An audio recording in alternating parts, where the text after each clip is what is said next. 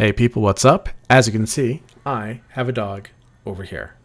She's sleeping, so we're going to let her just sleep for a little bit. All right. About a week or so ago, I wanted to make a video about a Marvel Snap roadmap. I was watching some other creator at the time, I think it might have been Collins, saying that there's no roadmap for this game yet, which I thought was surprising. I figured there might have been something out already because of how communicative it seems like the team is with the player base and the public, but there wasn't. And I started thinking, well, what would I like to see on the roadmap? Like, what's my roadmap wish list?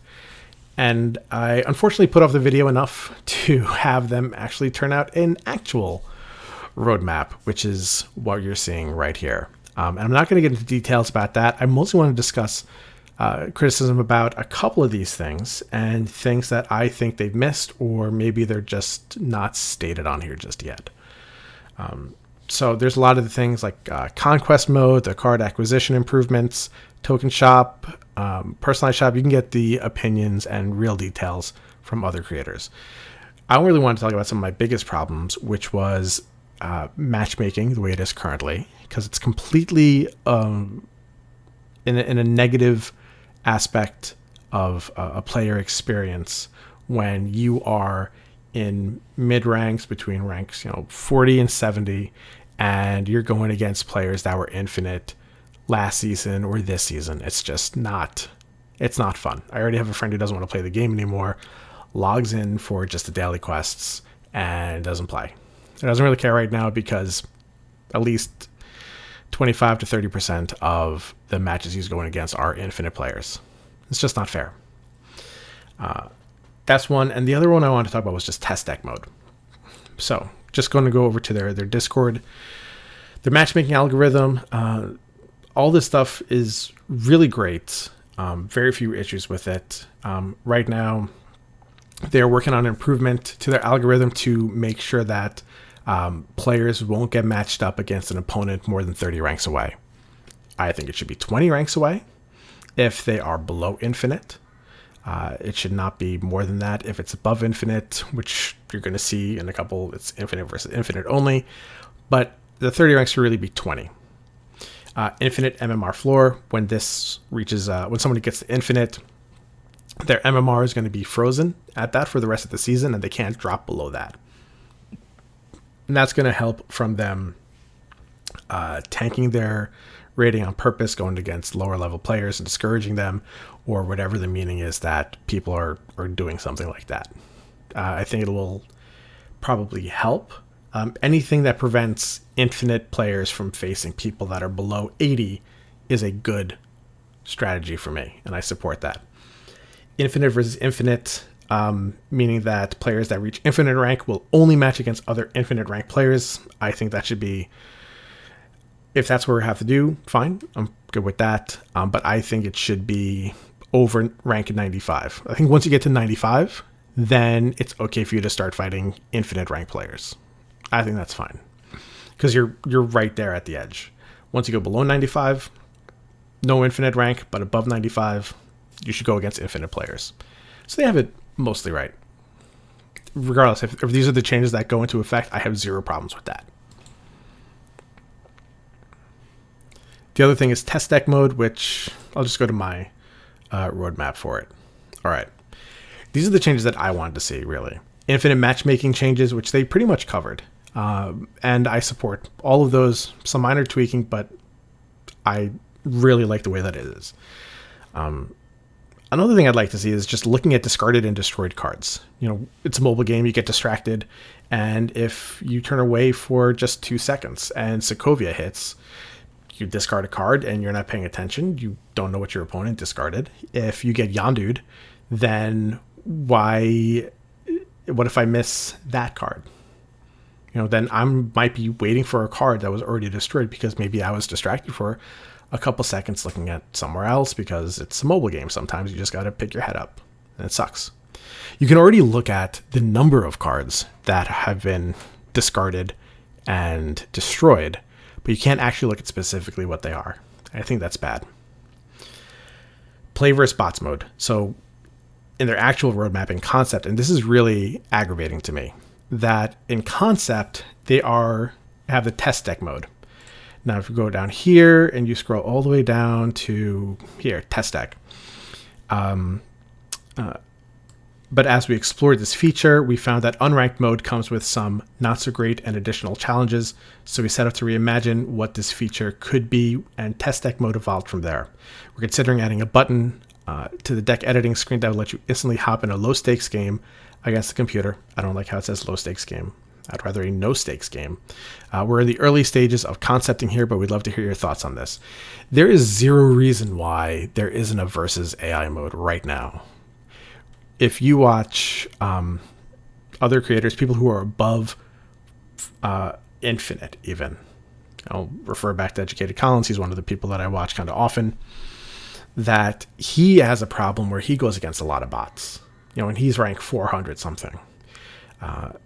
There's bots from rank 0 to rank Infinite Plus all over. And they're not Ego AI or Agatha AI. They're good AI. So if you're already going against bots, then why can't there be a mode where there's only bots? The way it's supposed to work, from what I understand, is if you're in queue for more than like 20 seconds, 30 seconds, then instead of searching for a human player, it switches to searching for a bot.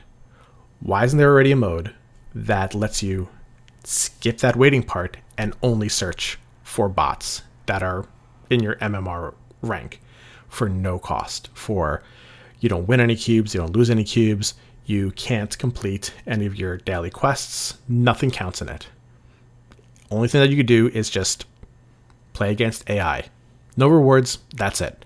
Because right now, when you want to make a deck, and this is another thing that's kind of annoying with the game, where there's so many meta decks out there where you're almost forced to kind of be in a certain type of meta, and you can't really test out a lot of other decks that you have an idea for. Because if you want to, you're pretty much going to lose a couple cubes, and by a couple I mean maybe 10, 20, something like that. Because for me, when an opponent snaps, I get really hesitant on actually finishing the game. Because I know the deck I make isn't great yet. I have to learn how to play it. I have to try to make the tweaks and everything. So you have to, hopefully, that they don't snap. And then do you really want to waste an additional cube or 2 cubes going to turn 6? Because so many decks are dependent on what your turn 6 play is. You could be down 3 sites and come back and win the game. But you need that turn 6 play. I would love to see something like that. I would also love to see a button that says finish it out. That's another time. But there really should be a versus bots mode, a test deck option right now. It's already in the game. It's super simple to make it happen. Personally, that's what I feel. PC optimization, just want it to work a little bit better on PC. Another thing I would like to see for avatars and titles is, one, you really shouldn't be getting avatar and title in the reserves. It says in the reserves for the collection level, this will contain a card or a currency. And an avatar and a title, they are not cards, nor are they currency.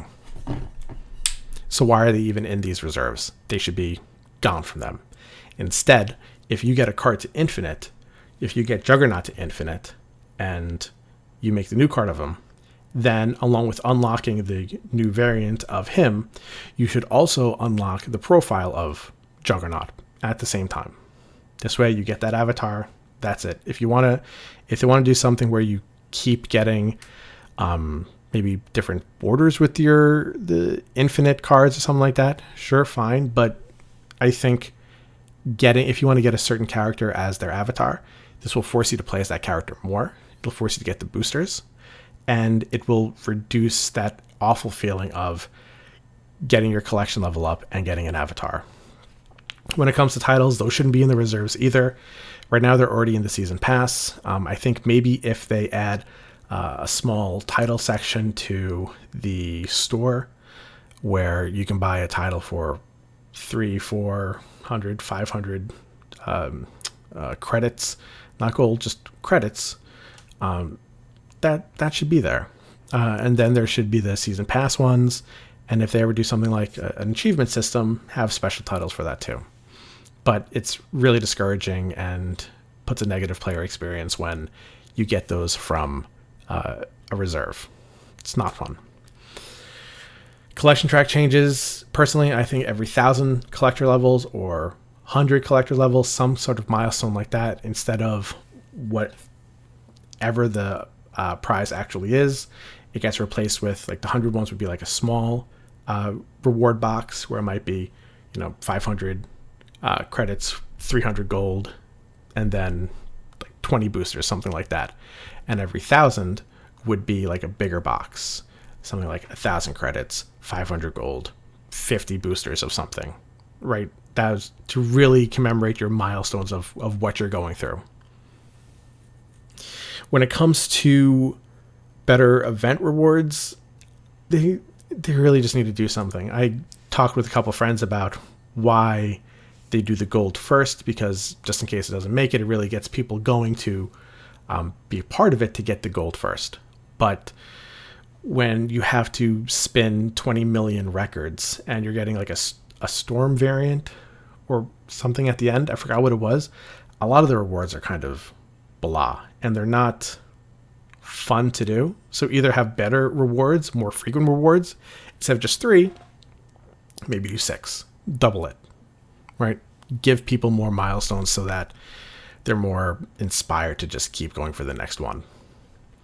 I would love to see interactions between characters and locations, like if you play Cosmo to Nowhere, Mr. Fantastic to Baxter Building, Shuri to Shuri's Lab. I think that would be fun. Not needed, but it would be fun. Friends list, I think that's a little bit better than a guild or social system, like one of those bigger things for now. And achievements, who doesn't like achievements? Achievements are always fun.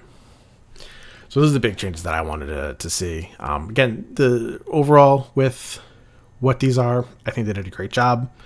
I'm really looking forward to the changes that are being made to Marvel Snap in development. I really want this test deck mode to be a versus AI, and I would like to see it in the next patch or within this season. Definitely no later than the beginning of next season. It should be very easy, and I want to try new decks, and this game doesn't allow you to try new decks and have a good time doing it. My personal opinion. All right, guys. I still got this dog over there, and I don't know, maybe we'll go outside and play. She didn't move. That means I'm very lucky. Have a great time, guys.